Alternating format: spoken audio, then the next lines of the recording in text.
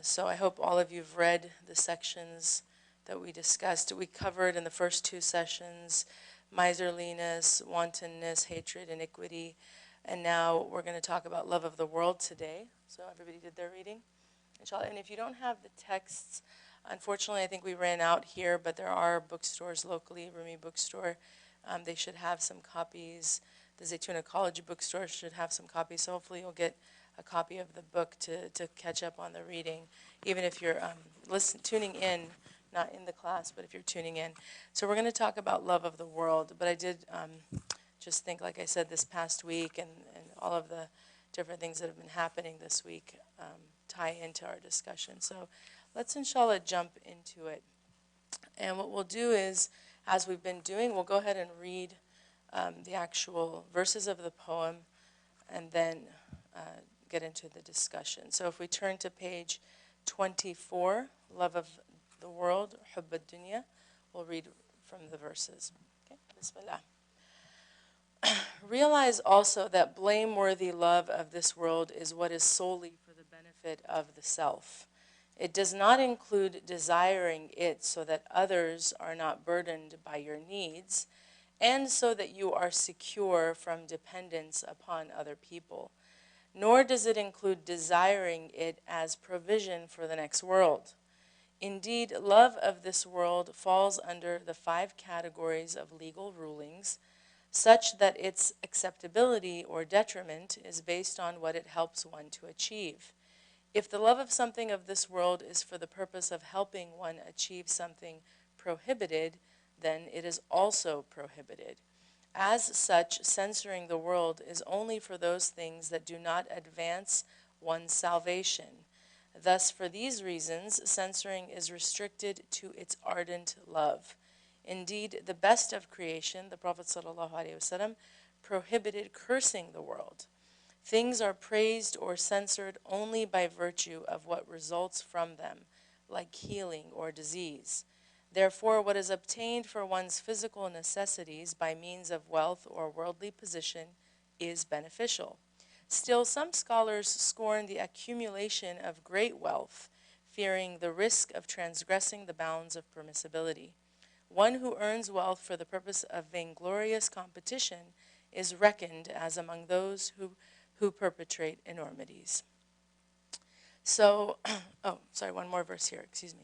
Love of praise for what one has not accomplished is caused by desiring other than God the Exalted.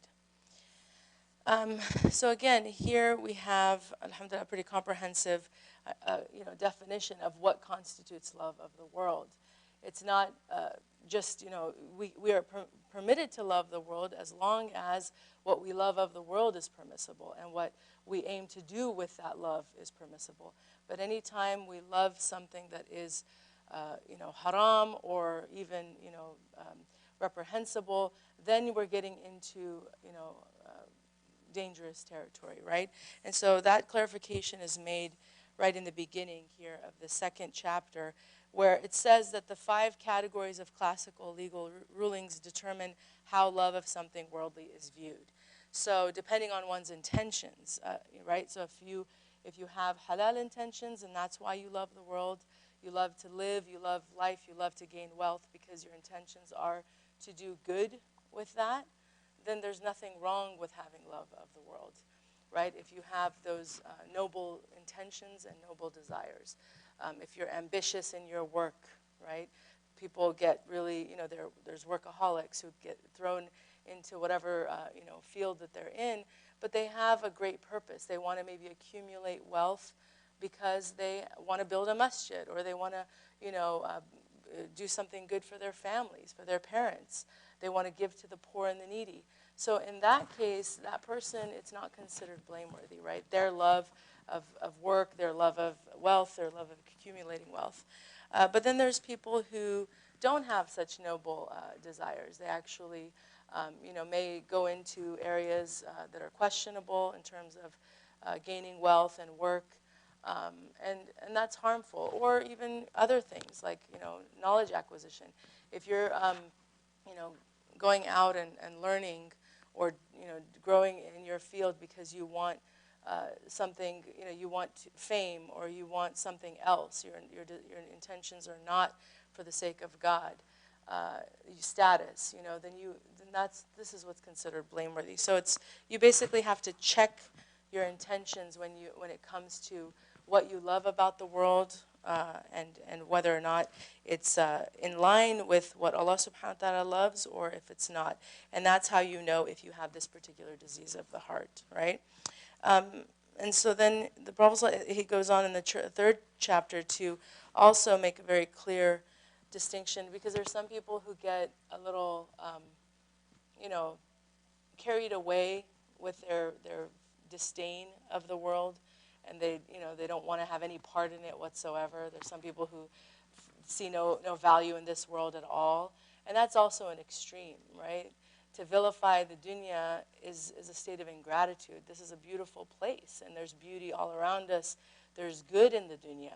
So you can't just, like they say, throw the baby out with the bathwater. You have to be able to appreciate the good, the halal, the virtuous, the beautiful, and then, you turn away from that which is harmful, which is dark, which is evil, which is ugly, which is blameworthy, but not to have this attitude that this is just a low place, I want to get out of here, I want to die, I want to just get to Jannah, and kind of rush through this world as if it's, really meaningless and low. That's also not right, because there is virtue, just the fact that we, existence is a gift, right? Existence is a gift that we have to appreciate every day.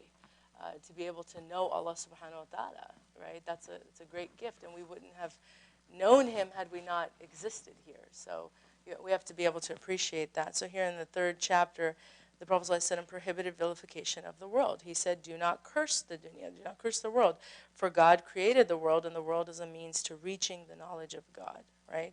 So we have to have that balance. And then in the last paragraph, the Imam says that the love of the world is praised or blamed based on what good or harm it brings to a person. If it leads to a diseased heart, such as greediness and arrogance, then it is blameworthy. So again, it kind of ties into our discussion about miserliness and bukhl.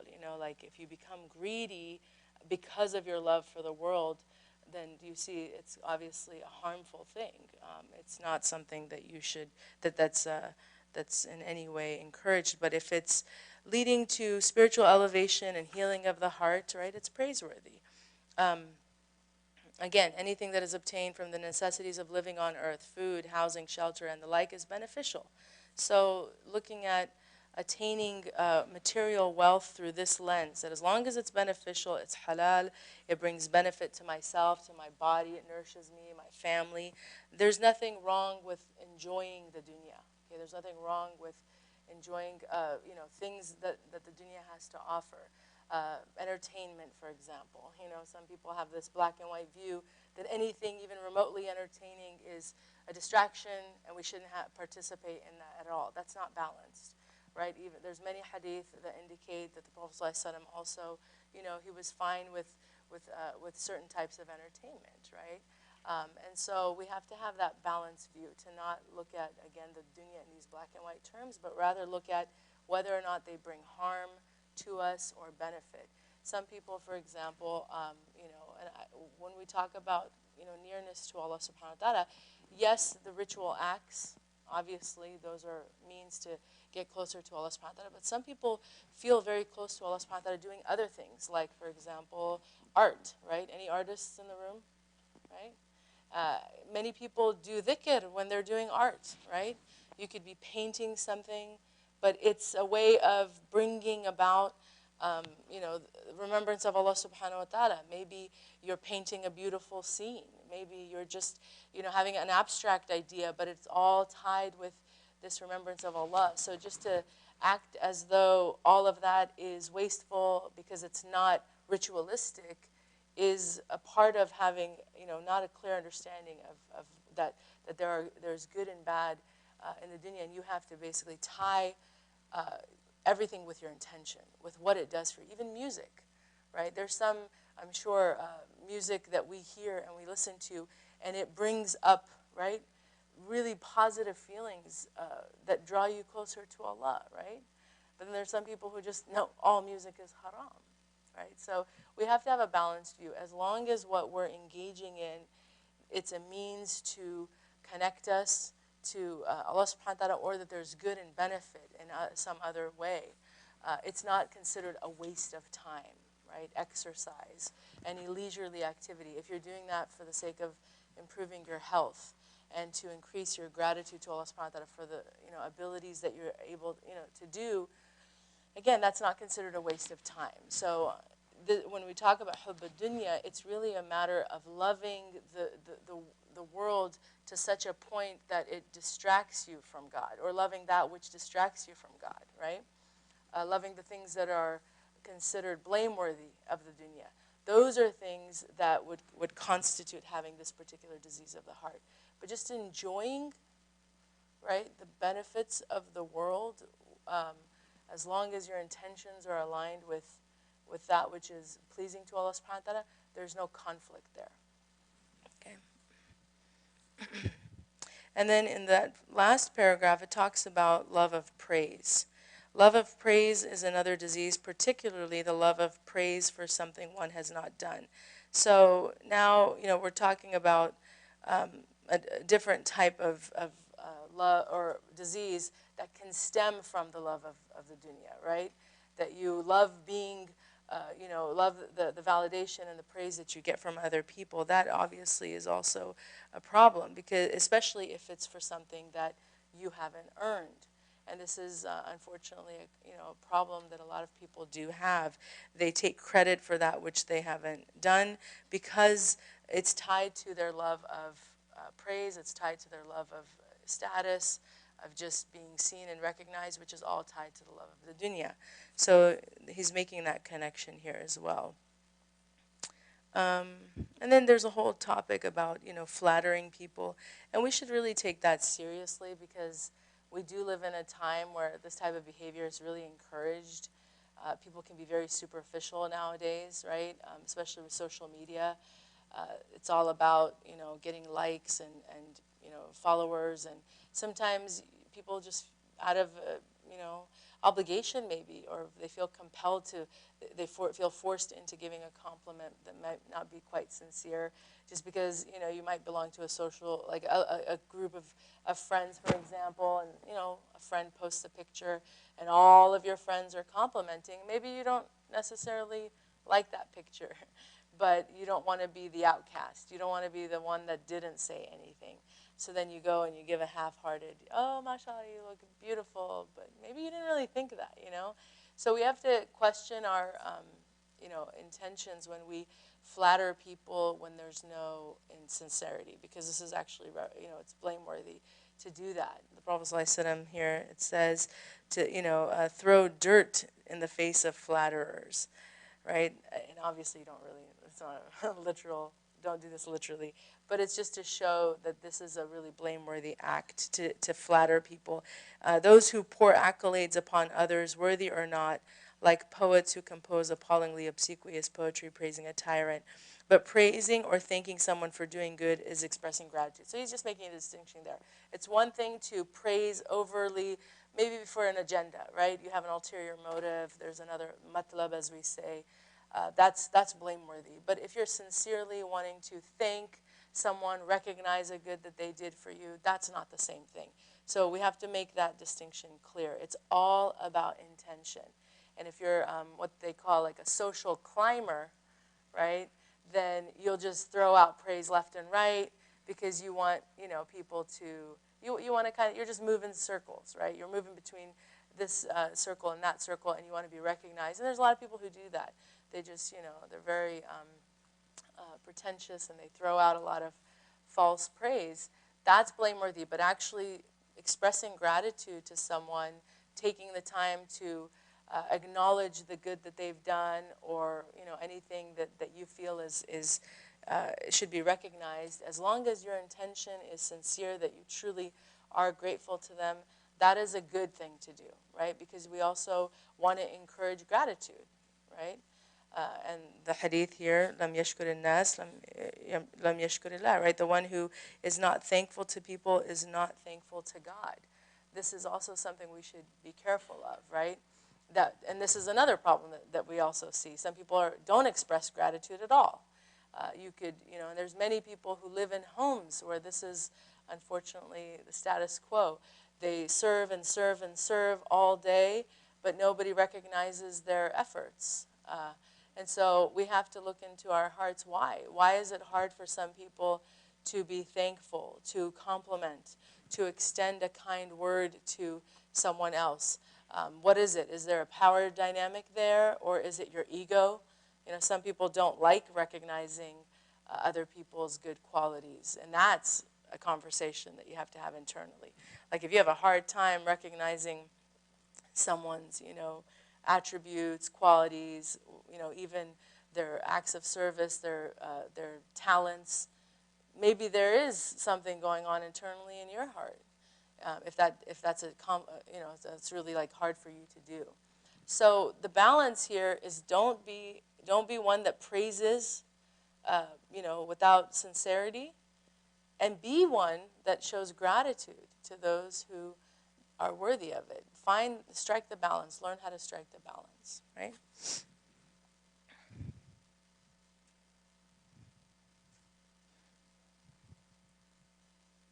And then, that he goes on to say, people often praise others because they want something from them. What is particularly blameworthy is when people enjoy receiving praise for something they have not done. So on the flip side, if you're receiving praise and you like it, and you're, in a position of power, let's say at work or in certain relationships, and you take credit that's undue, this is also something that we need to work on. That's a disease of the heart. You should never take credit for something that's not yours. And we see this, unfortunately, now a lot. There's a lot of stuff, especially online. It's so easy to take other people's content and intellectual property and change it and flip it and make it your own. And people will get not only monetary benefits from doing things like that, but they get a lot of praise. That's actually happened to me. I've seen people take some of my posts and words and post it on their own accounts, and all these people are like, mashallah, your words are so amazing. And they're like, thank you. And I just think, subhanallah, like, how can someone do that? That's very odd, that you would sit there and take credit for something that you had zero part in. But again, people are, they don't reflect that these are diseases of the heart, and it's reprehensible behavior. They're just enjoying the benefits of it, but it'll come back. Allah subhanahu wa ta'ala records everything, and so we have to be very careful of these things. And then he gives also the example that we should think about too when we look around us, because it does happen. In academia, some professors receive tribute for work their students actually did. So there is a lot of this stuff that happens all around us that we might not be aware of, right? In the corporate culture, it's not unheard of for managers to be credited for the accomplishments of a team of people. So if you've been in that situation where maybe you've worked in a team and then your supervisor or manager takes all the credit, it hurts, right? It burns, because you're like, wait a second, they barely did anything. But this is, again, to show how common this disease is, and that if you have that, you should look into yourself like, it's not a good thing. It's not a good sign that you would ever, in any situation, take credit for something you didn't do, right? Which ties into, in some ways, the next disease. Are there any questions about this particular section, love of the world? Yes? Mm-hmm.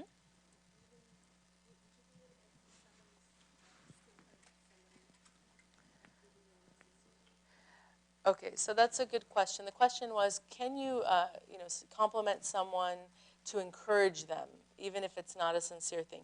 The intention is good, right? So you kind of, because your intention is to encourage them, inshallah, there's nothing wrong with that, as long as that's your intention, right?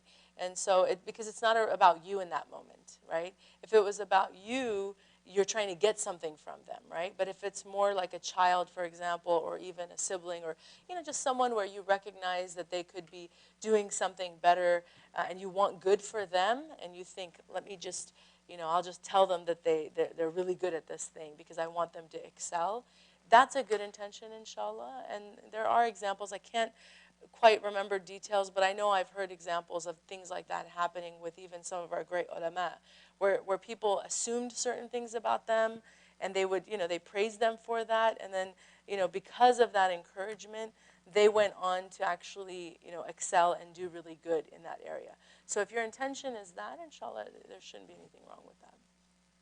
Yeah. Yes.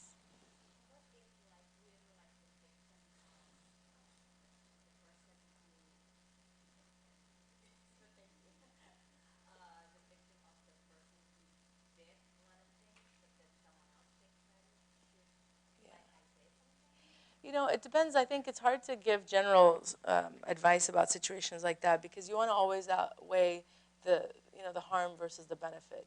If the question was about if you've been a victim of someone taking credit for something that you did, should you say something? I think every situation is different, right? And so you have to really weigh, is there benefit to it or not? Because at the end of the day, Allah subhanahu wa ta'ala is the one who knows, right? And we should be more concerned with His pleasure than people knowing what we've done, right? And that's why there's a lot of good to be said about anonymity. It's actually good sometimes not to be recognized for whatever contributions you've made because it keeps you sincere that you know what, it really was for the sake of Allah. So maybe you were hidden in that moment for a reason, but to kind of to go out and blast someone and make a big deal out of it, that might cause more harm. So I think you have to have that discernment to know. But ultimately, I would say, for example, in my situation, when I talked, about having my stuff plagiarized, for me, I felt that should be corrected because it's not right to do that. You're misleading people. And so, yes, that was something I've written posts about, like don't plagiarize and please call people out, not just for me, anybody, right? So there's certain things like that, it's different. But I think when it comes to like personal relationships and families or even at work, it might cause more harm to go out your manager, for example, and cause a big drama, It might put you in a difficult situation. So I would say, check with your heart if it really bothers you and you really feel like you need to do something. Inshallah, think about it, deliberate, maybe get some advice on how to go about it. But if it's like, you know what, khair, it doesn't matter. I don't care. Allah knows, He knows my good, and I did it for the sake of Allah, then you move on. But it's good to have, counsel. That's why, whenever you're not sure about something, you should have people in your life that you can just bounce off. Hey, what do you think? And so make sure that you have good advisors around you, who aren't just giving you, like feeding into your emotions. Because sometimes we presume that's what a good friend is or a good advisor is, someone who validates me and eggs me on. But that's not always sound, It's good to have someone who can just say, hold on, let's assess, let's weigh the good and the bad, and do that as an exercise with you, because the consequences of our actions sometimes aren't seen to us. We're blind to that when we're just caught up in emotion. But someone who's outside of the situation can actually maybe see the consequence, and they can warn you, like, you know what, maybe if you did this, it won't be good for you. So it's really important that we have good advisors, inshallah. And that, to me, that's a prerequisite of anybody I share private things with. You have to have wisdom, and not just tell me what you think I want to hear. That to me isn't, that's not, I mean, that's a good, they're being, a good friend in terms of loyalty, but in terms of actually having your back, a good friend is someone who protects you even from yourself. So, alhamdulillah. Any other questions about the love of dunya? There are some, actually. I'm sorry. Let me pull my notes up. Some more verses here that relate.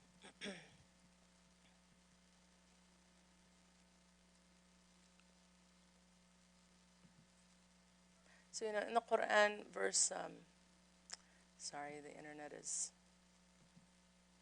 going in and out here.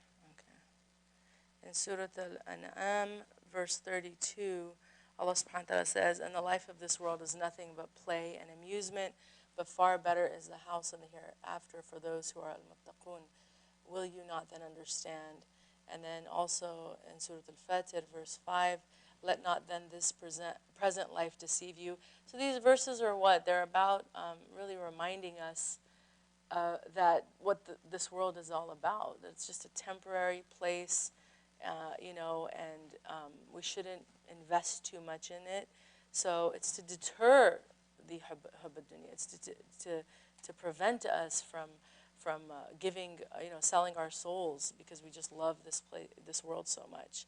And then the Prophet ﷺ said this hadith, which is also very important to reflect on. He said, nations are about to unite and call each other to set upon you, just as diners are invited to a plate of food. And it was said, one of the companions said, will it be because of our lack of numbers, right, that we're going to be, small in number? And the Prophet ﷺ replied, no, rather you will be many, but you will be like the foam that floats on the ocean.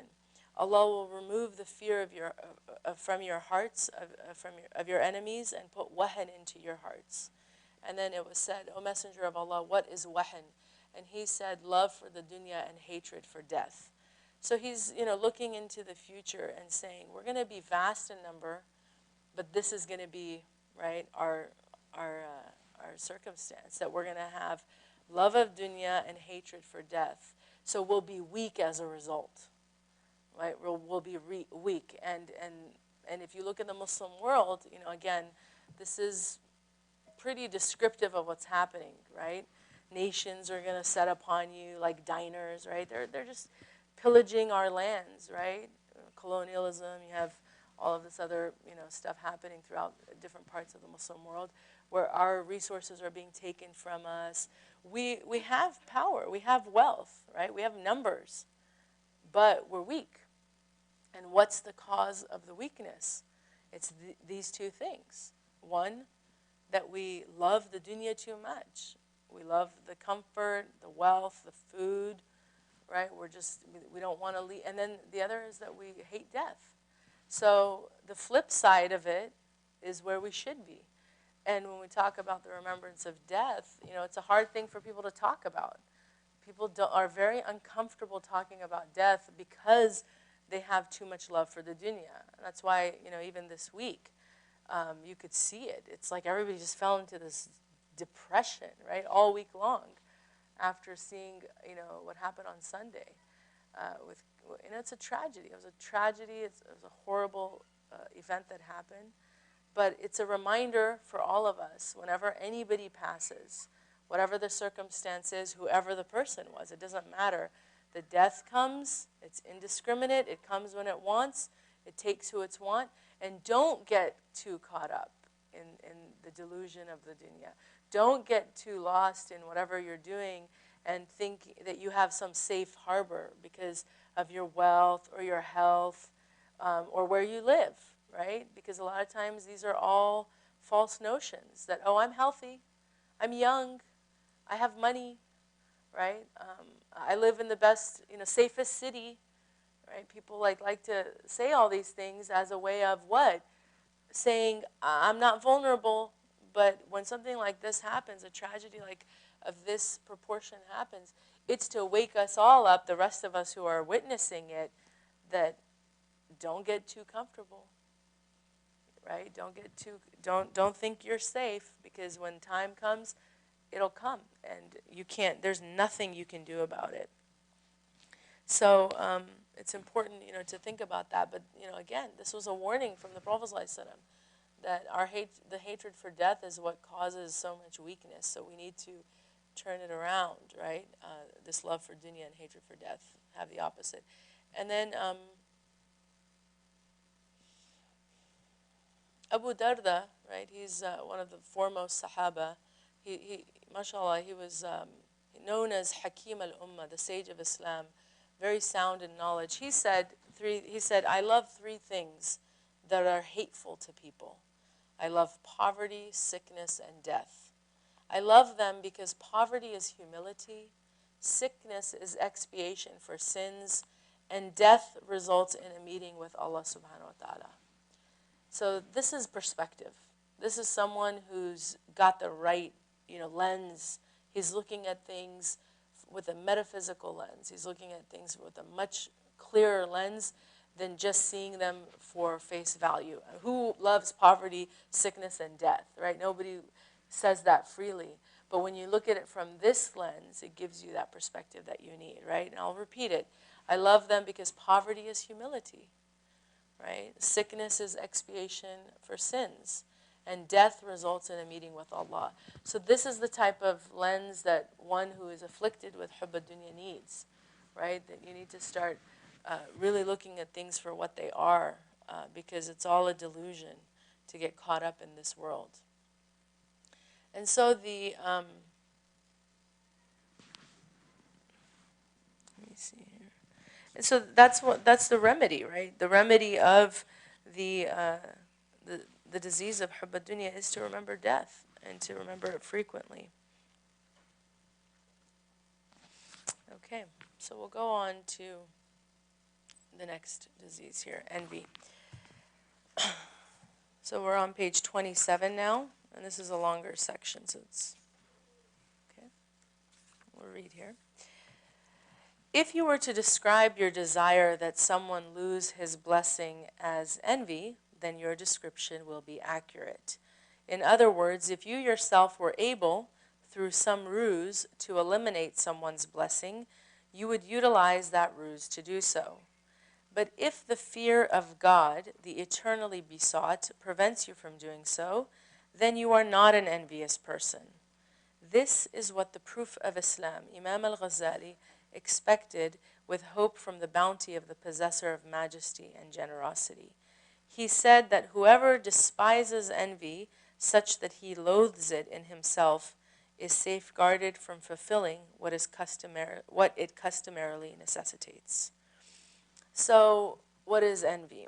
Hasad is a severe disease of the heart that some scholars hold to be the root of all diseases, while others opine that the parent disease goes back to covetousness, tama. So, it's considered by many the root. Regardless of where envy ranks in the hierarchy of diseases, most scholars agree that it is the first manifestation of wrongdoing and the first cause of disobedience against God, right? So when Shaitan was commanded to bow to Adam, Prophet Adam alayhi salam, and he said, no, this was the root. He was envious. I am made of fire. He's made of clay. I'm better. So it's the root of it was envy, and he showed his arrogance on that day. And he did not seek forgiveness from God, right? So it goes on on page 28 at the top. Enviers develop a mindset that makes it impossible for them to admit they are wrong. To manifest envy is to manifest one of the characteristics of the most wretched creature. So hasid, right, or hasud, it is the one who carries and emanates this envy, and the object of one's envy is called mahsud. The Quran teaches us to seek refuge in God from the evil of the envier, right?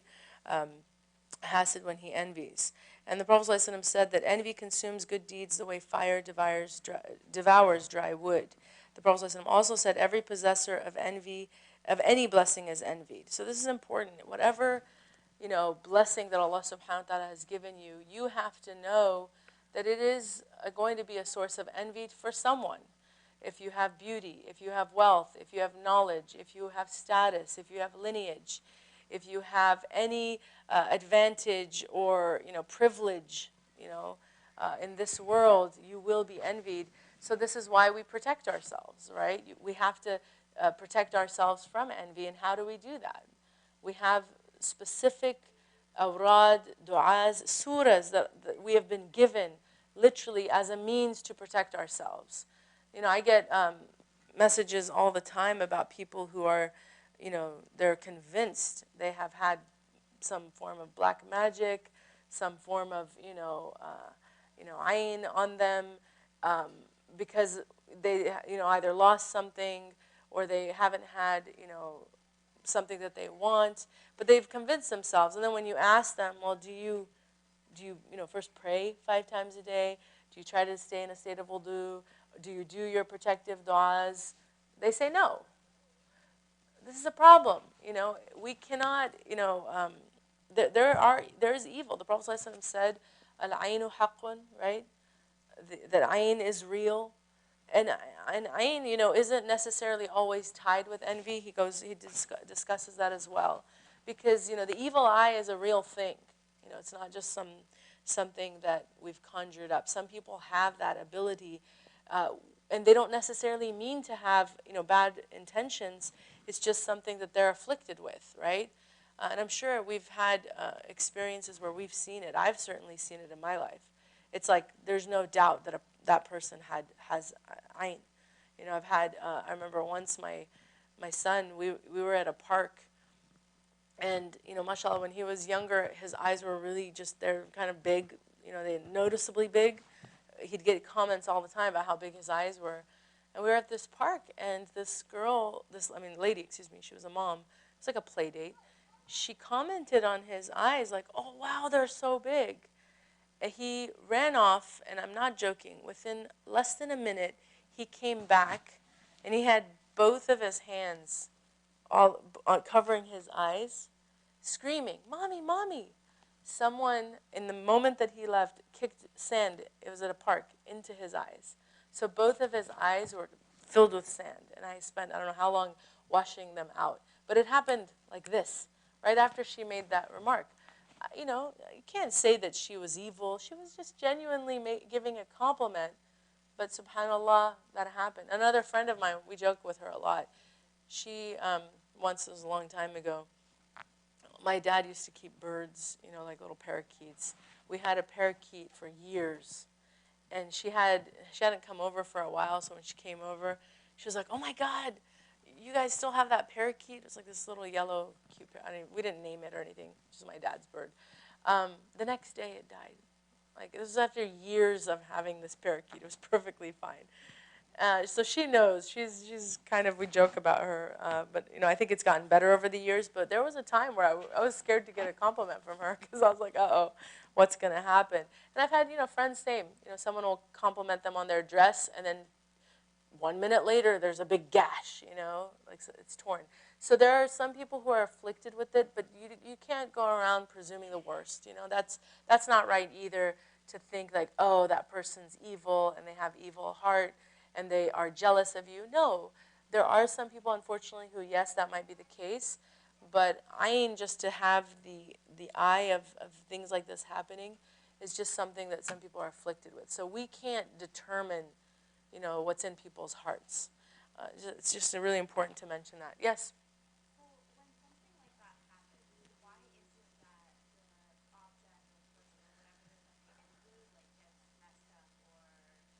Right. Ayn is it's just a phenomenon of our dunya. We can't really explain why it happens. Allah subhanahu wa ta'ala permits certain things for happening in this world, and ayn is one of those things. But we also have, the onus is on us to protect ourselves, right? It's kind of like going into a battlefield without any armor. You have to look at the world as like a place where there's a lot of incoming evil, from all directions. And that's why there's that, dua that we should all say, right? أعوذ بكلمات الله التامات من شر ما خلق. We ask Allah subhanahu wa ta'ala for protection from every evil in His creation, recognizing that there's evil in human form, in supernatural forms, in animal forms. It's always there. So to question why it happens, we can't answer that. But to say, how can I protect myself? Well, we have ample, information. And that's where getting in the practice again of doing these du'as, being in a state of wudu, doing our prayers is where we have to look to ourselves. Yes, in the back.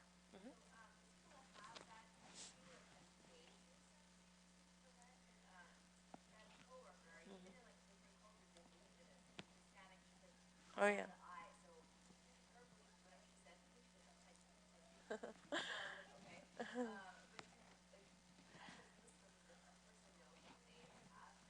Right. I'm not specifically clear if there's a specific thing to do, but we do know whenever you praise anything or you make a comment, say mashallah, tabarakallah, recognize, give the credit back to Allah subhanahu wa ta'ala instead of focusing on the actual thing that you're praising, because that is also a way to protect from harm. To always mention Allah. the name of Allah subhanahu wa ta'ala. This is how we can protect ourselves and protect people from whatever affliction we might have if we have the eye. And you're right, and other cultures do recognize this, right? It's not just a Muslim thing, the eye. Yes?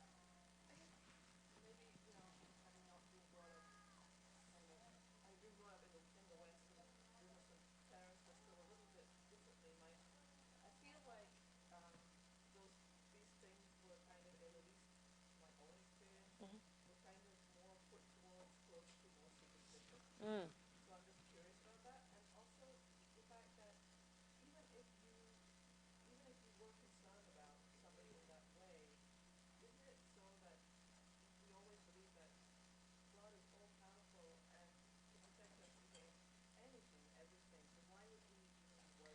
Absolutely, and that's why it's important to be proactive, because if you give into feelings of paranoia and fear and just constantly think that people are out to get you, you're not putting your trust in Allah subhanahu wa ta'ala. But when you say, we've been given a protocol, right, as Muslims, that we maintain every single day. We wake up, we do our prayers, we say certain things as a means of protection. That's enough for me. I don't need to give in to paranoia and think that I have to watch my back all the time. You have to have trust in Allah subhanahu wa ta'ala. That's part of our iman. But the problem is when people don't take those measures and they open themselves, that you're vulnerable, right? You become very vulnerable if you are going to go engage in the world and interact with people, invite people to your home, and you don't take measures to protect yourself.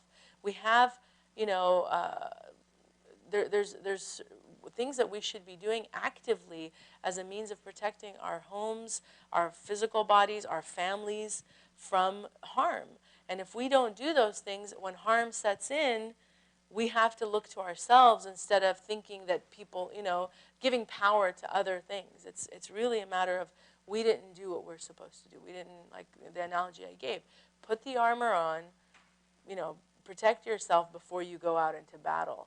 And you'll be fine, inshallah, because Allah subhanahu wa ta'ala, there is power in doing the protective du'as. There is power in saying the mu'adatain for protection, al-Kursi for protection, being in a state of wudu, the angels are near you, the shayateen flee from you. We take these things seriously, right? But in terms of ayn, this is indisputable. It's not superstition. The Prophet ﷺ said, al-aynu haqqun. It is real. And there are hadith, right? There's the famous hadith of the man who was making wudu by a river or by a waterway, and someone commented on his skin. And then the man died on the spot because they were praising his skin. That hadith is where we learn, al-aynu haqqun. It's real. It's not a fake thing that someone could actually, do that. Right? Yes?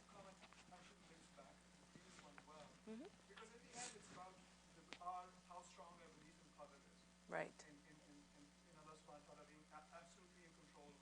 Exactly. So it goes back to when you were talking about love of world, that when somebody likes to be praised for what they have not done, actually the ayah that's quoted there, it's sometimes interpreted as because you cannot do anything without Allah subhanahu wa ta'ala willing you to do it. Exactly. Hence, alhamdulillah is the answer to every praise you get.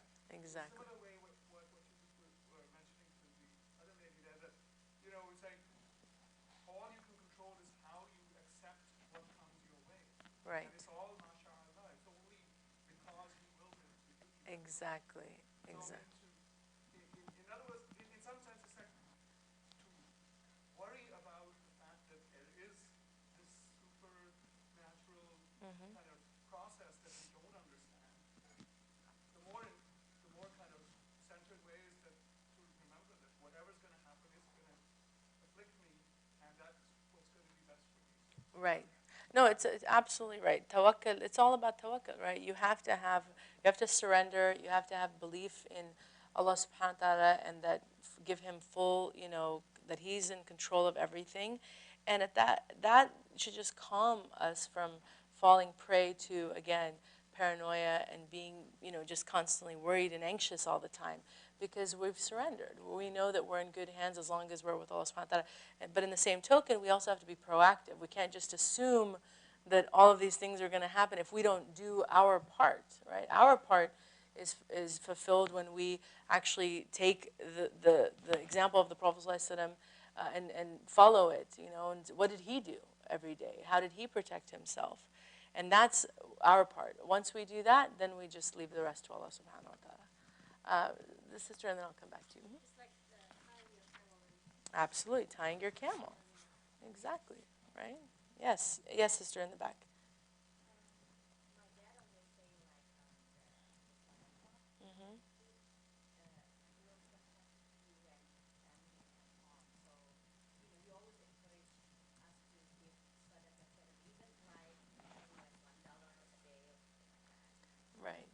That's always what. Of course, any time we do anything for the sake of Allah subhanahu wa ta'ala to offset harm, it's a good thing, right? We can pray 2 rakat nafil, we can read Quran, but if our intention is, Ya Allah, protect me through this, as long as it's, you know, within the sunnah, or, you know, it's something that we know is a practice, we can absolutely do it for that intention, inshallah. Yes? Mm-hmm. So, in the Afghan culture, we call it smile. Yeah. Mothers tend to do this a lot. Is there any like? You know, I actually, I'm not sure. We have, sister is mentioning something that's common in the Persian and the Afghan culture. The black seed, it's smoked, it's burnt and then smoked and aerated. There are some people who say that, you know, good smells, good scents, like oud, burning oud, ward off like evil spirits and jinn. I don't know of any specific hadith. I don't know if anybody else knows. I don't know of anything that says for sure that that's the case. It might just be a cultural practice. You know, there's other cultures, for example, that burn sage. You know, they burn certain herbs or leaves for the same intention. I don't know if Muslims have just, you know, incense borrowed from other cultures and kind of come up with these ideas, or if there is actual validity. I've noticed in the past, whenever I would think that certain things were kind of, you know, I dismissed them because I was like, oh, it's just cultural stuff. It didn't make any sense to me. Then I'd later find out, no, there's validity to it. So I've realized that it's better not to say anything unless you know for a fact. My mom has definitely humbled me many times when I was younger. You know, because if it doesn't make sense to our logical brains, sometimes we think, oh, okay, that's odd. But then, subhanAllah, you know, it turns out to be, yeah, it's actually maybe from Tibban Nabi or something. You know, it's in the books. So I like to, you know, unless someone knows for sure, we can maybe, I'll look into it and I can ask and check for next week. But I personally don't know right now. Yeah, if there's a hadith or anything specific about, you know, using scents to ward off like shayateen and evil. Yeah. Yes. Yes, he loved good scents. Yes. No, for sure, we know that he loved good smells, but in terms of, you know, burning certain leaves or things, if that's, you know, really to ward off, I don't know. But I know in our culture, my mom does it all the time when we go over the grandkids. It's very common. But we just let her be. Alhamdulillah. Mm-hmm. Yes. But isn't everything we're saying, whether it's making dua or salah or Mm-hmm. nafil or sadaqah, or even the scent in the context of the Prophet ﷺ love it, and hence we're doing it, Right. aren't all these things just constantly keeping us remembering Allah subhanahu wa ta'ala? Of And course. hence keeping us more calm and, Yes. composed, and going back to what you said, that he's control. Right. No, they are, and they're a means, right? They're just a means to that we use. But at the greater message there is that, yeah, we have trust in Allah subhanahu wa ta'ala that He will protect us, inshallah. So then he goes on. So we're still on page 28, right? Where, yes, at the bottom he says, again, the evil eye is true. And it's not superstition. So that's right there, an answer to that. And then he distinguishes on the next page that envy is when you desire that someone lose the blessing that they have. So wanting, something that someone has, as long as it's a good thing. You know, there's two good forms of envy, right? Which are wanting the knowledge that, if you see someone who has knowledge and they're using it for good, it's good to want that, because we should all, want praiseworthy qualities like that, especially if they're teaching and they're using their knowledge in a good way. Or wealth. If you see someone who has wealth and they're using their wealth to help people and to do good with their wealth, it's good. It's okay to have ghibta or good, good envy for that. But when we talk about blameworthy envy, hasad, it's wanting whatever you see in someone else for them to lose that blessing. So if you're not married and you see someone who's married to someone that you like, for example, God forbid, and there are people who are out there who do this. They might have their eyes set on someone, and they want them to get divorced because, hey, higher chance of me swooping in if that marriage falls apart. That is pure evil, to wish a marriage to fall apart because you covet someone. But this is a form of real, and it happens. A'udhu billah. I was speaking to some sisters, and I just was shocked because sometimes you hear things and you're just like, does that really happen? But there is, the younger generation, I don't know if this is as common as she presented it, but she said that she knows a few sisters who admitted to her that they are so tired of, single brothers who don't have, who aren't established, who don't seem responsible, who don't seem like they're really marriage worthy, that they have actually set their eyes on married men, because it's like, well, they've already proven that they can manage a family, and so they actually made this testimony openly in front of other sisters. Like, yeah, why would I mess around with a single brother who's doesn't have anything, who can't, who's basically hasn't established himself, and I don't trust them. They maybe play in the field or whatever. When here's a man who's proven he's committed, who's able to manage a home and family and children. So they actually, that's their target. And she just told me this, and I was just shocked. Like, really? And she's like, yeah, more than a few sisters have admitted that that's their sort of new approach to getting married now. So married sisters, be careful. Make sure you know where your husband is at all times. Oh my goodness, right? But that's straight envy and there's a lot of diseases there, but that's unfortunately what we're dealing with, right? So yeah, he goes on, right? This loss could be anything big or small: a house, a car, a job. A blessing, on the next paragraph, ni'mah is something that God bestows. One of God's names is al-Munaim, the bestower of blessing. Envy, then, is to desire that a person lose whatever blessing God has given him or her. And this is really, big here, because this is what we have to understand. Allah subhanahu wa ta'ala is the one who distributes everything in this world. So when you envy something, you want someone to lose something, you're making a really horrible accusation against Allah subhanahu wa ta'ala, that he erred, a'udhu billah, in giving that person something that you are more deserving of, or he was unjust because he didn't distribute something to you that you think you should have. So this is why we have to be very careful with envy, because you're making a claim against Allah subhanahu wa ta'ala. Not only are you displaying a really terrible quality from your own self to want someone to lose something is horrible, but you're also now making a really dangerous claim against Allah subhanahu wa ta'ala's, about his distribution of good, of what he chooses to give people. So let's go on.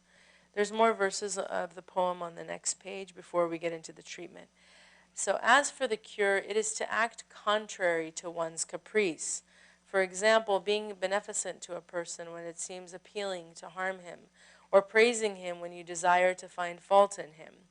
Also, the cure is in knowing that envy only harms the envier. It causes him to be grievously preoccupied with his object of envy. Today and tomorrow he is thereby punished. Moreover, envy never benefits the envier, nor does it remove from the one envied the blessing he has been given. So Imam Maulud describes here 2 cures for envy. The first is to consciously act in oppositions to one's caprice. So whatever your hawa, your desire is, whatever you want, you have to consciously reject that desire. So if you want something that someone has, this is now you exercising the willpower and the mental strength to deny yourself that thing. No, it's not good for me. If it was good for me, Allah subhanahu wa ta'ala would have willed it for me, right? But it's not good for me, and the proof of that is that I don't have it, right? Some people, for example, want wealth, and maybe that's their tribulation in this world. They don't have wealth, and they want it, and they hate other people to have it, whereas they don't realize that wealth is a tribulation, and it can actually destroy people. It does destroy people. There are people who are burdened by being wealthy. They have a very difficult time in this world because their relationships suffer, right? It's a tribulation. I mean, if you really think about it, how do you know? That's why all these celebrities, have such tight-knit circles, because you can't know for certain who's really sincerely your friend and who just wants to, hang on your coattails to get access to whatever and to get that life that you offer. How do you truly know, right? Even with marriage and relationships, are they, out for, half my wealth if we split? That's why you have people signing prenups, right? Because it's constant questioning of, do I know who truly loves me for me, or do they love me for my wealth? And then also your question for how you use your wealth. Like in every situation, it's a test of, where is your wealth going? And you see a lot of people, spending their wealth on frivolous things, on extravagant things, to maintain a certain lifestyle, to keep up with the Joneses, as they say.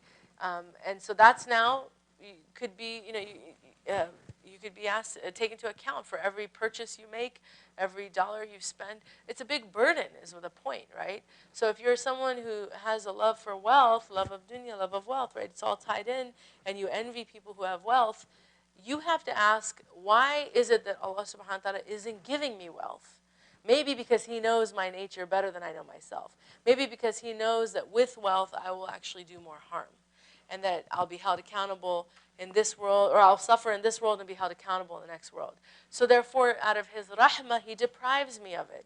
So when those thoughts of envy enter your heart, this is how you rationalize it. This is how you reject those thoughts. Like if it was good and I was going to, responsibly spend this wealth, or if I was, if I was going to do really great things with this wealth, Allah subhanahu wa ta'ala would have given it to me. Knowledge, the same thing. Some people, look at people of knowledge and think, oh, I wish I could be like them. Well, maybe you would have, if you had that knowledge, maybe you wouldn't have been like that. Maybe you would have abused that knowledge. Maybe you would have abused the position of power you were given, because it's a position of power. If you have knowledge, and we see it with all these, unfortunate situations in our community where you have, people falling, right? Scholars and people of power position, they fall because of spiritual abuse or some other, active, irresponsible act that they do because they had the knowledge, they had the means, they had the access, and they didn't use it wisely. So maybe that would have been your state, and Allah subhanahu wa ta'ala is protecting you from it, right? This is why if you're afflicted with envy for whatever it is that or whoever that you envy, this is how you reject those thoughts. You reject it and say, no, if Allah subhanahu wa ta'ala wanted me to have it, and if it was good for me in dunya and akhirah, He would have given it to me. If He doesn't give it to me, it's because maybe it would harm me. And then you try to reject those thoughts, inshallah, and those desires. And that's what he mentions in those first 2 paragraphs. And then he goes on to say that the other cure is also to know that envy only harms you, right? When you are envying people, look at what a waste of time it is, right? You're just sitting, stewing in jealousy and those negative, toxic emotions. You're probably preoccupied with them. And there are people who, stalk, right? nowadays you can look at all day long if you want to what the object of your envy is doing. Go on their Facebook, their Instagram, follow them on Twitter, just constantly refreshing. What a waste of a life, right? But there's people who do that, whether it's people that they know or celebrities. You know, they're just so attached to maybe wanting a certain lifestyle or a certain thing that someone has that they don't realize what an absolute waste of time it is that you give into those emotions, and you're harming yourself more than anything. So that should be a deterrent of possessing this disease of the heart, this desire to constantly want what someone else has, right?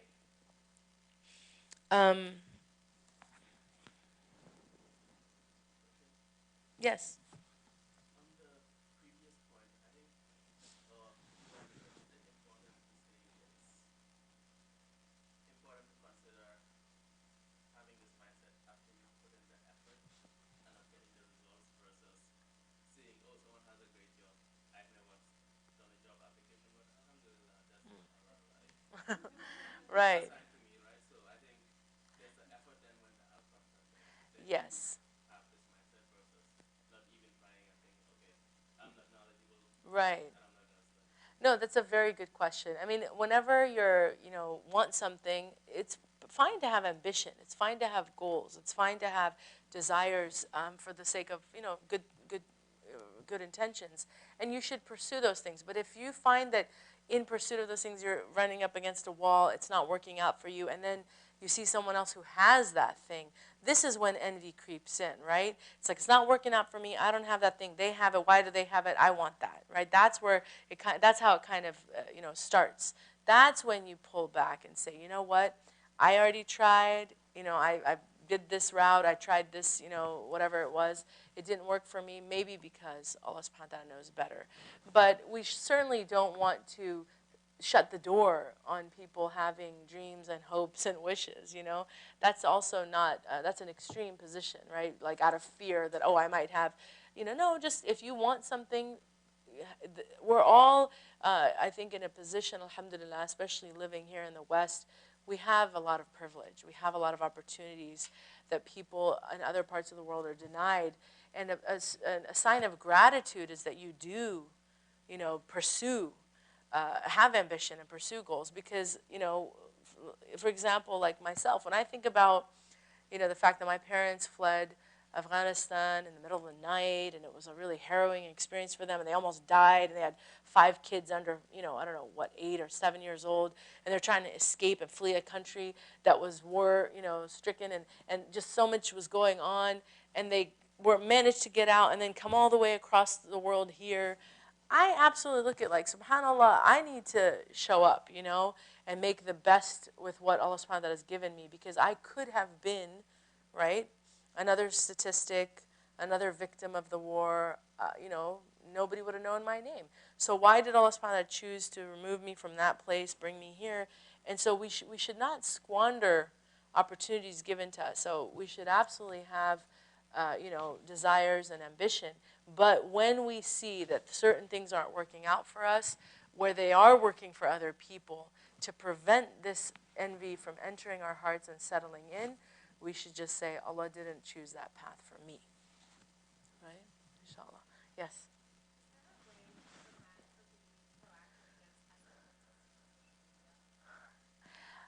That's a very good question. The question was about, preventing hasad and being proactive when posting on social media. I think my advice to myself, because I am active on social media, and whenever I speak about this, is checking your intentions always. Why am I posting? What is the end game? If I'm posting because I do want to be envied, right? A lot of times people don't realize, like, you taking a picture. I mean, I've had to stop myself several times, because there's things that, yes, you want to share with family and friends, but then you also have to think of the bigger impact. If you have 1,000 followers plus, or a lot of people watching you from afar that don't have the world that you have, are you inviting more harm than good, So if you have, let's say you go on a vacation, a lot of people post their vacation pictures. Good for you, mashallah, that you got to go to Hawaii, in the dead of winter when everybody else is like stuck at home with the flu, and you're like, Hawaii, and there's people who do that. But if you're sharing that with everybody, you're probably going to invite some harm to yourself, right? And I swear, I've talked to people who are like, as soon as I put that picture up, like me and my husband got in a fight, right? Or some terrible thing happened. I fell and I broke my leg. And it's like, well, that's what we kind of do when we open our private lives for public viewing. If our intention is to be like, haha, in your face, I'm not suffering like you are. So you have to check your intentions, because there is an element of bragging and, braggadocious behavior online that you see people doing a lot. Even like meals, you know what I mean? Like if you're going to a 5-star Michelin whatever restaurant and you're eating this gourmet meal, and you want to, sort of taunt people with it, what do you expect to happen? You might go home and get food poisoning, you know what I mean? Something might happen to you. So I would say to just check your intention before posting and ask yourself, really, is this to kind of rub it in people's faces, or is it to share with my friends and family? If it is, make a private list.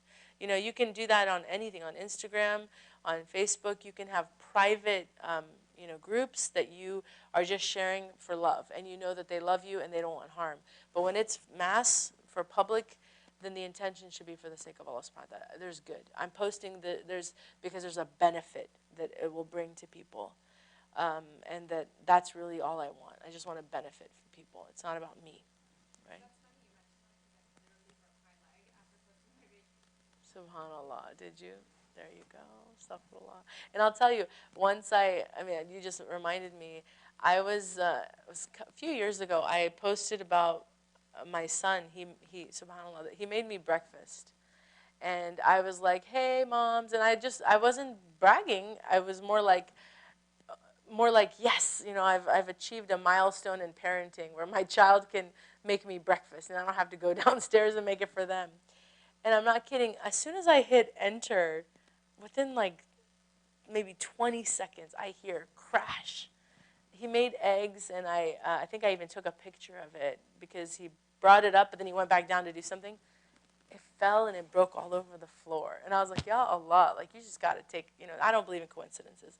I was like, okay. So I quickly deleted it because I was like, astaghfirullah, like I didn't mean to. But maybe there's someone out there who just wasn't happy that my child made me breakfast. I don't know. Maybe they've never had anybody make them breakfast. But I kind of, took that as a warning. Like, the immediate, the timing of it just to me spoke volumes. That happening right after I posted that picture, and I couldn't even taste his poor breakfast because it was smashed all over the floor. It's a sign, and we have to take these things seriously. Some people go, oh, it's not a big deal. No, it is a big deal. There's no coincidences. There's no such thing as a coincidence.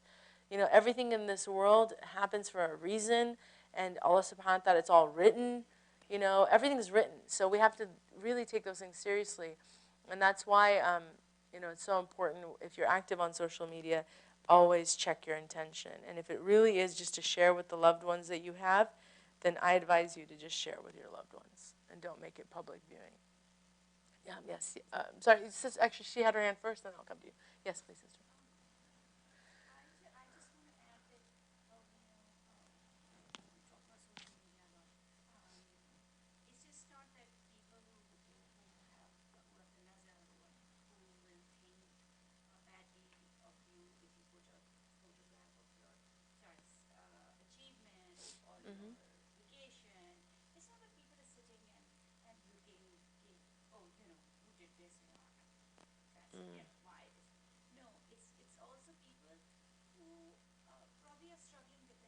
Right. Who are going through a hard time, Right. who can't afford to go on vacation. It's those people also. They may not want to. They may not want to. They may not be evil or in a bad sense, but they have something that is missing in their lives, and they are looking at it. So we should be aware of those people too. You don't know them. Could be your best friend. Mm-hmm. Who doesn't. You don't know. She's going through a hard time. So I really we should be very careful in Right. putting photographs of good things that are happening in your life. Why? Right.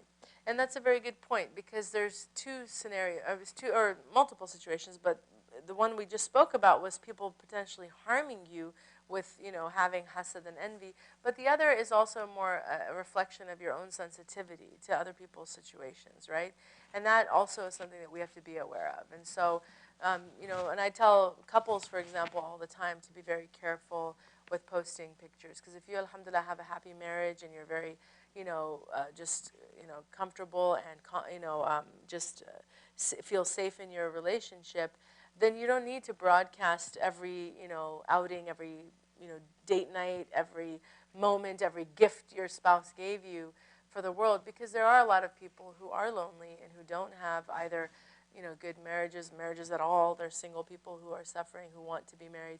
So it's just a matter of being more sensitive, to the fact that not everybody has, the amount of, privilege that maybe you do, and it's, it's when we talk about modesty, and which we'll get to soon, this is another element of modesty. Modesty, sometimes we only talk about it in terms of the body and clothing, but actually being modest is not feeling the need to show off things, right? To actually want to just preserve, protect, whatever God's given you, and to, not be one of those people who's always looking for attention and validation, or using whatever, things they have and that Allah subhanahu wa ta'ala has given them as a way of just showing that they're better than, even if that's not the thought that comes to their mind when doing it. In a way, that's the impact, right?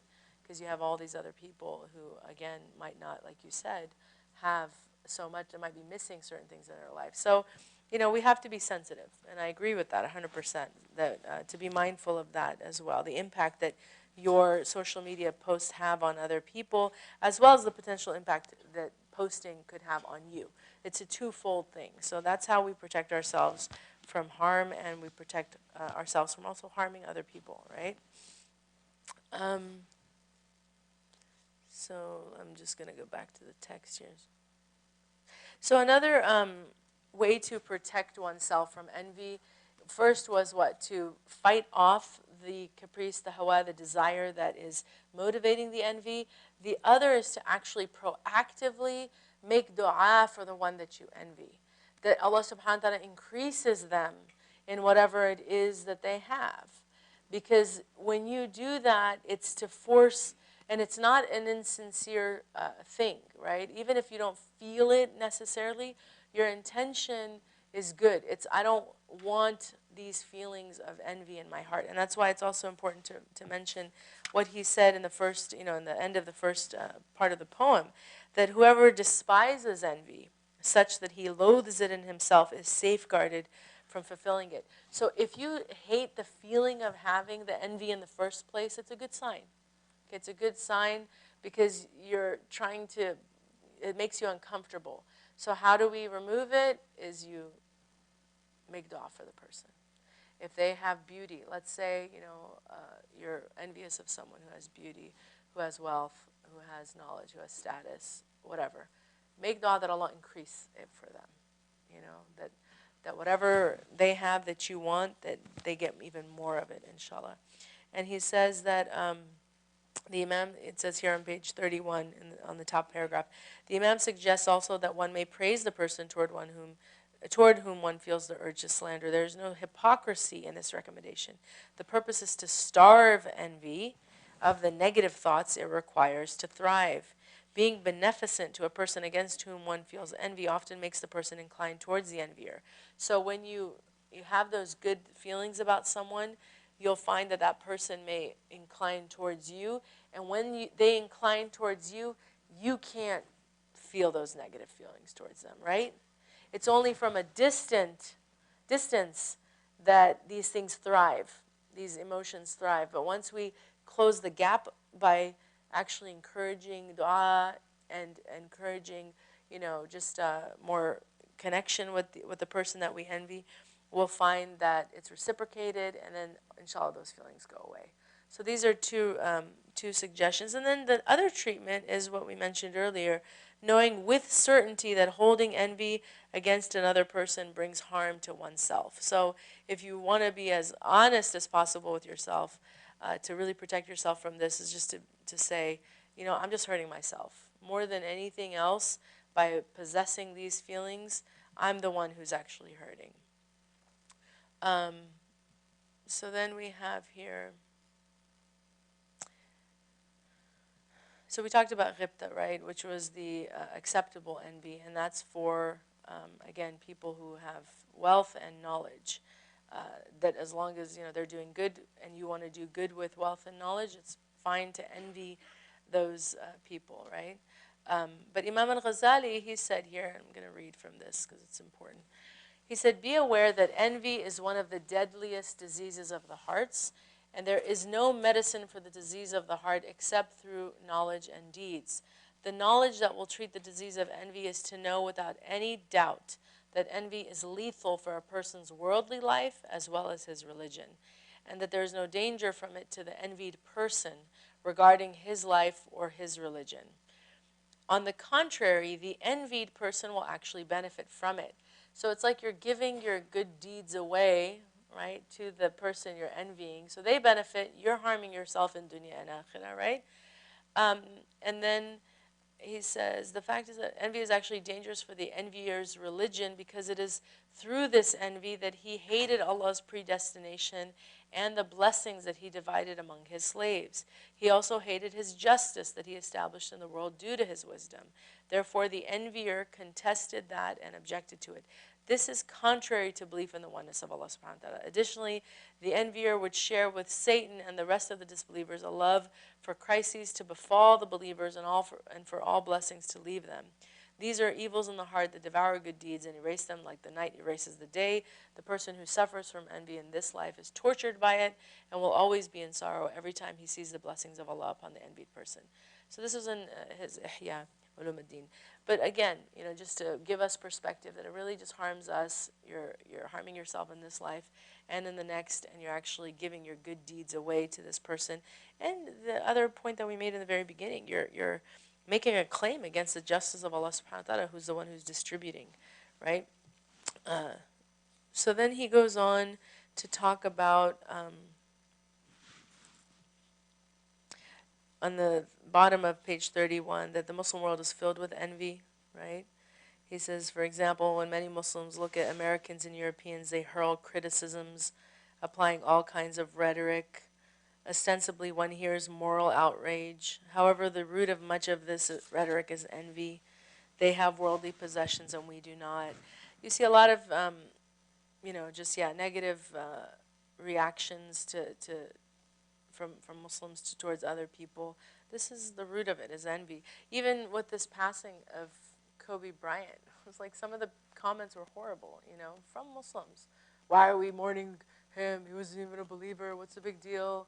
That's just wrong. Just because he was wealthy and he flew a helicopter and he had millions of dollars doesn't mean you strip him of his humanity. He was a father.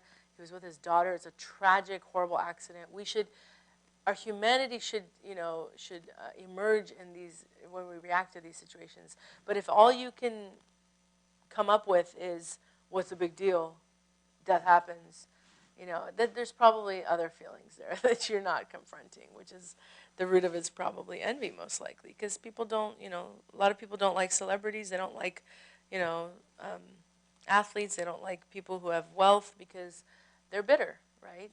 What did he do to deserve that? He just played basketball. Well, he worked hard. He got what he got, and Allah subhanahu wa ta'ala is ultimately the one who gave him the life that he had. And that's not for you or for any of us to question, right? So he goes on and talks more about just the situation in the Muslim world vis-a-vis the rest of the world. And then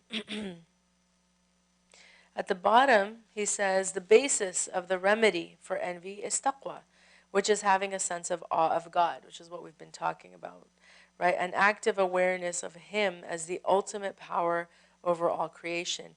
This diffuses false notions of misappropriated blessings. A hadith states that if you have envy, do not wrong others.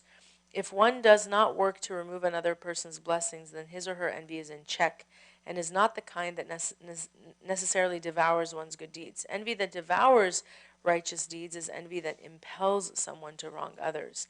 Imam Al-Ghazali makes a distinction between various strains of envy. He states that if one hates envy and is ashamed that he or she harbors it, the person is not essentially an envious person.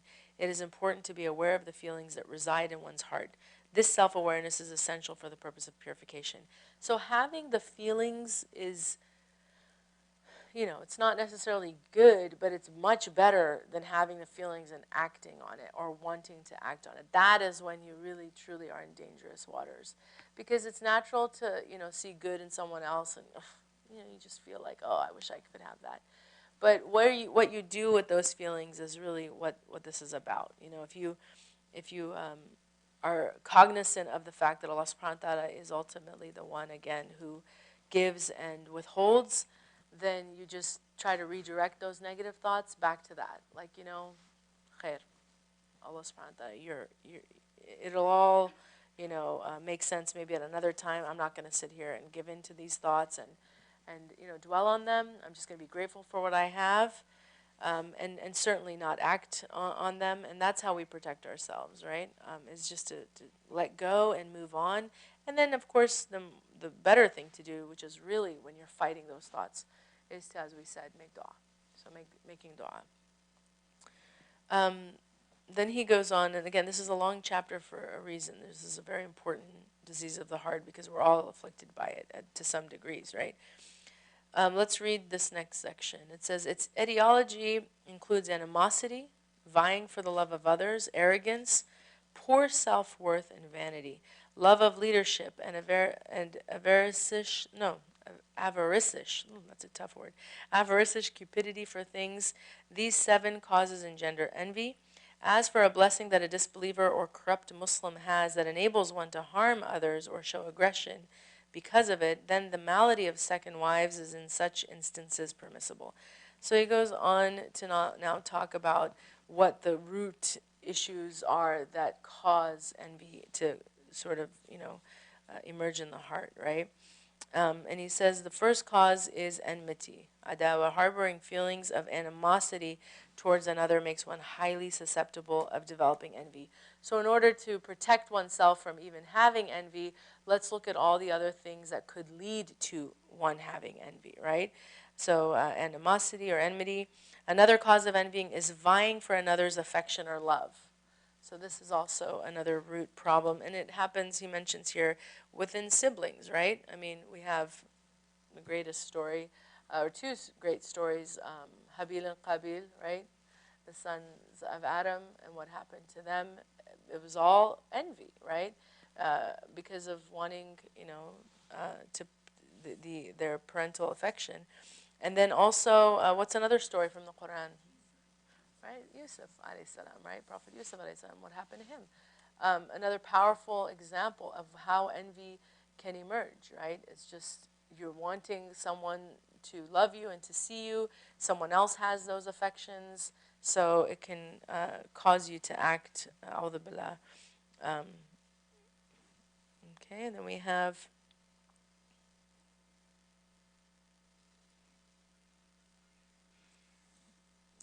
arrogance, takabbur, right?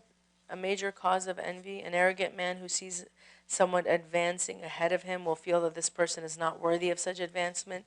So if you've always been praised, let's say, at work for your intellect, and then a new person comes on, or maybe you've worked really hard, you have a position, and then someone else is hired, and now that person is suddenly getting praise and advance, you might think, well, wait a second, I'm better.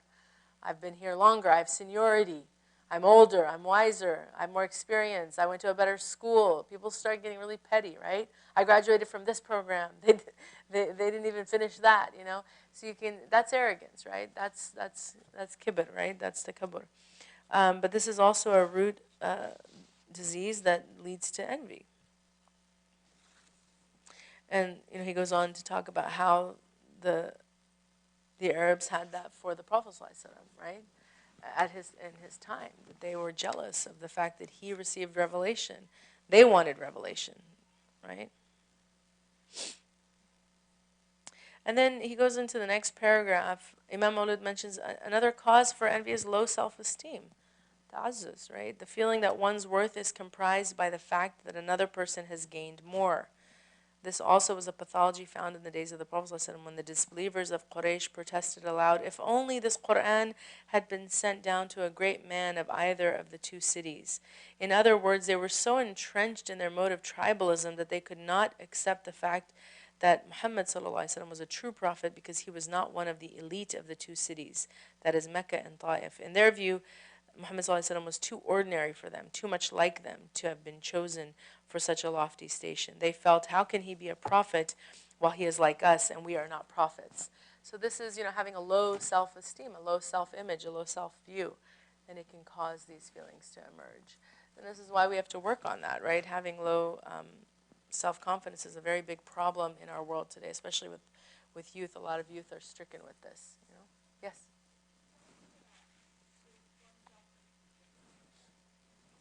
Well, arrogance is when you actually think you're better than someone else, right? It's when you see yourself above someone and you don't like that they are getting some advantage ahead of you.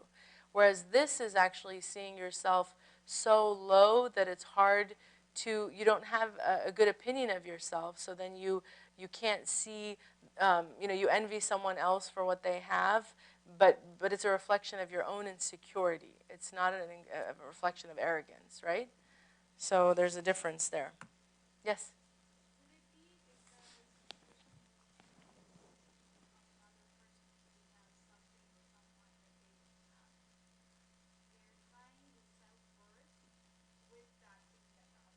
Yes, that's exactly. Right. Yes, because they think that in order to be worthy, they have to have that thing. Yes, and that's what it was mentioned here as well, right? So it's yeah, but both of these are very prominent now. We have a problem with arrogance, and a lot of people, from that position of just thinking they're better and not wanting other people to come up, right? You see this happening a lot. It's they feel that they are the ones who are deserving of certain things. So when they see anybody else, advancing, they want to tear them down. But it is, envy out of the fact that they're getting ahead. But that comes from arrogance, and the opposite is that they're insecure. They're tying their worth to that thing. They don't have it, so it causes those feelings to emerge for the other person. Okay. Yes.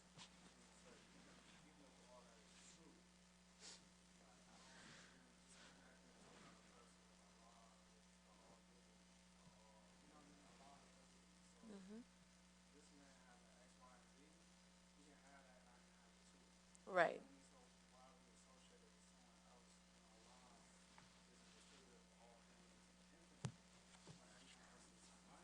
Right. Absolutely. Mm-hmm. Right. Exactly.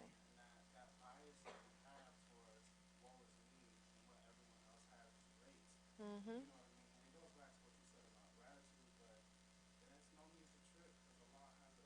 Exactly.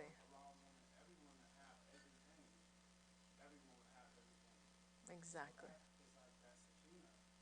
Mm-hmm. Right.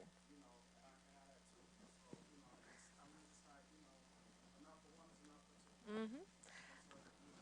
Absolutely. Well, that's the state of the believer should be that exactly. You want for your brother what you want for yourself. That you're not trying to, hoard everything because you think that it's limited, that there's scarcity and there's limited resources. Like you said, Allah subhanahu wa ta'ala could do anything. So the believer state is that if I have it, I actually do want other people to have it, right? And a person who's insecure thinks that if I have it, I have to keep it because I'll lose it if other people have it. You see? That's a person who doesn't have the right understanding, who doesn't put their trust in Allah subhanahu wa ta'ala to be being capable, right? They actually believe that, by someone else having it, I'm losing it, right? And that's why we have to reject that thought. No, the believer state is, again, if I have it, it's a great blessing from Allah, but I want others to have it because it's just like dua, right? When you make dua for someone, right, in their absence, even if your focus is on them, guess what's happening? Allah subhanahu wa ta'ala out of His generosity is doing what? In the moment that you're making dua for someone in their absence, you could be going on for 30 minutes about someone else. You're giving, you're giving, you're giving. But He's promised what? That with every dua that we say for someone in their absence, there are angels who are saying what? Ameen, thumma ameen, ameen, thumma ameen, right? For us. So whatever we wish for someone else, we are actually gaining for ourselves. But this is how we have to believe, that to share, good is actually just an act of, it's a virtuous thing to do, but it's also bringing the good back on ourselves because Allah is the most generous. You could think you're generous, right? But Allah subhanahu wa ta'ala will prove you, like he'll show you what generosity really is. And there are people who've had those experiences. They give from their heart in a moment, and then subhanAllah, Allah will repay them. I've had very, interesting experiences like that. I'm sure many of us had, where it's like you do something, and then immediately, soon after, you're repaid that exact thing, or double what you gave, right? Giving a donation, for example, to an organization, and then getting a check, later that week in the mail for twice or three times that much that you weren't expecting. You're like, oh, where'd this come from? Where'd that come from? Allah subhanahu wa ta'ala. And He can, repay you in this world or the next, but you have to have belief that any time you give to anybody anything, or that you do good or want good for someone else, that you're certainly not losing, but you're actually, bringing it, increasing for yourself as well as sharing with others. And that's how we should all be. Yes.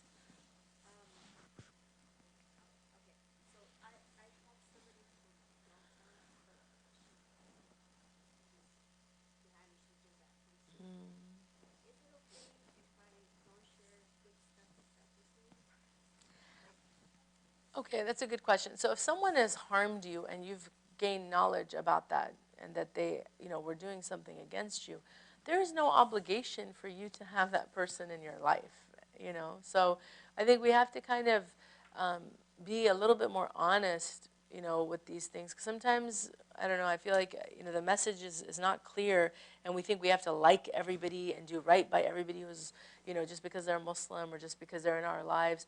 But if people are actively harming you, you have the right to protect yourself, and if that means putting distance between you and them, that's perfectly fine, as long as, you're not just, giving into paranoia, but it's actual real, it's real harm. Then yeah, have that discernment, because ultimately protecting yourself, your home is a big, it's that's what you're charged to do, and you have the right to do that. Yeah. Yes. Huh.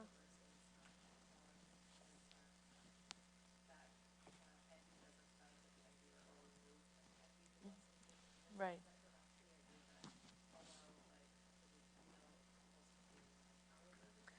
Absolutely. Yes. That ultimately, yes. You could sit here and desire and have all this evil thoughts, but not to think that you're going to do anything with that, right? That's all. It's Allah subhanahu wa ta'ala is ultimately the one who, again, who will. There's no, we can't, whatever good. There's a verse, I can't think of it right now, but anything that comes to us, like if we receive it, there's no way that anybody could have, prevented it from coming to us, with harm as well. If a harm comes to us, nobody can protect us from that if Allah subhanahu wa ta'ala will. So ultimately, He's in control. Yeah, I hope that's clear. Alhamdulillah. Okay. So we have just actually a few more minutes left. I know we said to go all the way to, I think, fear of poverty, but we spent a lot of time on envy. Are there any questions more about envy? I'm just trying to see if we missed anything here. Oh, he also went on to say about love of leadership, right? That this is another major cause of envy. People in leadership positions often resent others achieving something significant. So this is, again, you should look at your, if you're in a professional setting or career where you are in a leadership position, to protect yourself from envy, to want, just as we were talking about, to want to build other people up, to, to not covet or, hoard whatever position of power that you have for yourself, but to recognize the talents and skills of other people and not to be threatened. Because if Allah subhanahu wa ta'ala wants that person to excel way above you, they will, regardless of what you do or not. But if you want to reflect your own goodness, your own purity of intention, then, letting someone else have the, limelight for a little bit, or, giving them opportunities of growth to get ahead is a good reflection of yourself.